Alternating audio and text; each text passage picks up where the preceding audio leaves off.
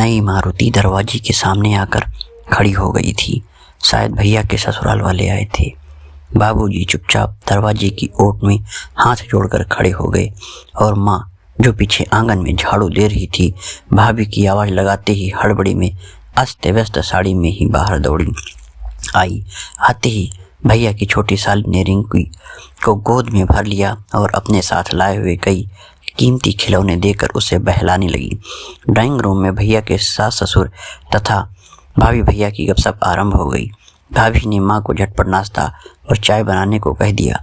माँ ने मुझसे पूछकर अपनी मैली साड़ी बदल डाली और रसोई में व्यस्त हो गई।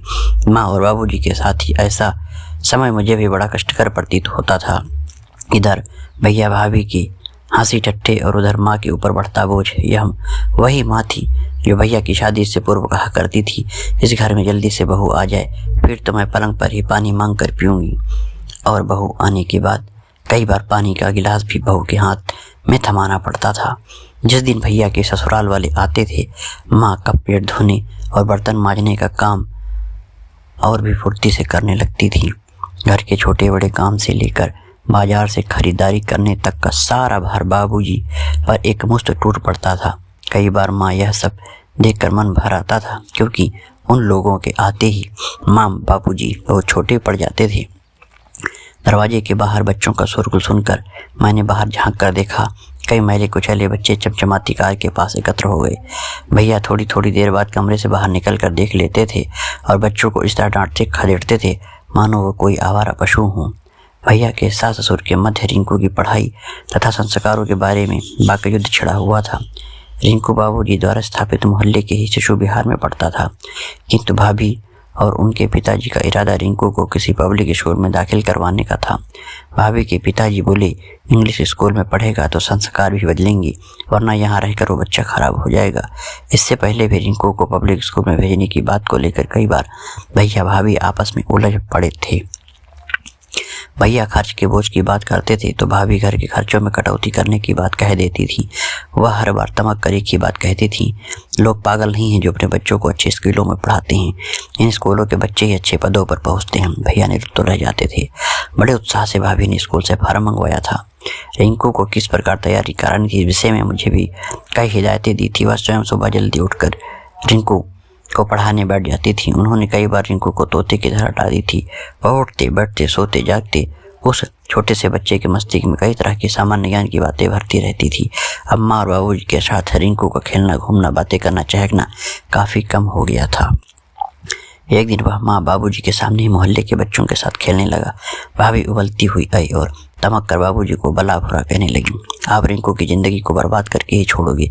असभ्य गंदे और निरक्षर बच्चों के साथ खेलेगा तो क्या सीखेगा। और बाबूजी ने उसी समय दुलारते हुए रिंकू को अपनी गोद से भर लिया था। भाभी की बात को सुनकर मेरे दिल में हलचल से मच गई। ये अमीर लोग क्यों इतने भावशून्य होते हैं। भला बच्चों के बीच असमानता की खाई कैसी। बच्चा तो बच्चों के साथ ही खेलता है। एक मुरझाए हुए फूल से हम खुशबू की आशा कैसे कर सकते हैं। क्यों नहीं सोचती भाभी यह सब कुछ। एक बार उबलता दूध रिंकू के हाथ पर गिर गया था। वह दर्द से तड़प रहा था। सारा मोहल्ला परेशान होकर एकत्र हो गया था। तरह तरह की दवाइयाँ, तरह तरह के सुझाव। बच्चे तो रिंकू को छोड़कर जाने को तैयार ही नहीं थे। आश्चर्य तो तब हुआ जब भाभी के मुंह से उन बच्चों के प्रति वात्सल्य के दो बोल भी नहीं फूटे। वह उनकी भावनाओं के साथ उमड़े हुए प्यार के साथ तालमेल नहीं बैठा पाई थी। भाभी भी क्या करती, उनके स्वयं के संस्कार ही ऐसे बने थे। वह एक अमीर खानदान से ताल्लुक रखती थी। पिता और भाइयों का लंबा चौड़ा व्यवसाय है। कॉलेज के ज़माने से यह भैया पर लट्टू थी। उनका प्यार दिनों दिन बढ़ता गया। मध्यम वर्गीय भैया ने कई बार अपनी परिस्थिति की यथार्थता का बोध कराया, लेकिन वह तो उनके प्यार में दीवानी हुई जा रही थी। सम विषम ऊंच नीच का भाव विचार न करके उन्होंने भैया को अपना जीवन साथी स्वीकार ही लिया। जब इस घर में आने के बाद एक के बाद सवालों अभावों का खाता खुलने लगा तो एकाएक ऐसे ढहने सी लगी थी। उन्होंने ड्राइंग रूम की सजावट और संगीत की धुनों को पहचाना था। इंसानों के सजबाती रिश्तों को वह क्या जाने। वह अभावों की परिभाषा से बेखबर रिंकू को अपने भाइयों के बच्चों की तरह ढालना चाहती थी।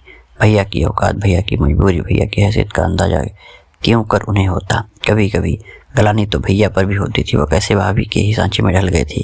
क्या वह भाभी को अपने अनुरूप नहीं ढाल सकते थे। रिंकू टेस्ट में पास हो गया था। भाभी की खुशी का ठिकाना ना रहा, मानो उसने कोई मनमांगी मुराद पूरी हो गई हो।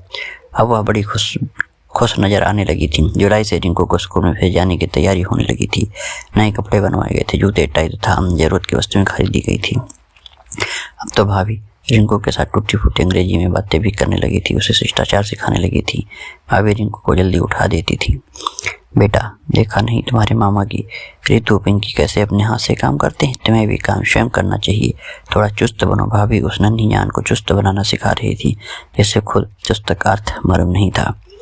माँ और बाबूजी रिंकू से अलग होने की बात सोचकर अंदर अंदर विचलित हो रहे थे। आखिर रिंकू के जाने का दिन निश्चित आ गया था। स्कूल ड्रेस में रिंकू सचमुच बदल गया था। बजाते समय मुझसे लिपट गया। मैंने उसे बड़े प्यार से पुचकार कर समझाया, तुम वहाँ रहने नहीं पढ़ने जा रहे हो। वहाँ तुम्हारे जैसे बहुत से बच्चे होंगे, उनमें से कई तुम्हारे दोस्त बन जाएंगे। उनके साथ पढ़ना, उनके साथ खेलना। तुम हर छुट्टी में घर आ जाओगे, फिर माँ बाबूजी भी तुमसे मिलने आते रहेंगे। भाभी भी उसे समझाते रही।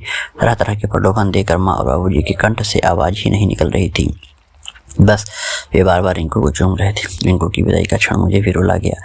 बोगनवेलिया के फूलों से ढके दरवाजे के पास से विदाई के समय हाथ हिलाता हुआ रिंकू, माँ और बाबूजी के उठे हाथ तथा आंसुओं से भीगा चेहरा।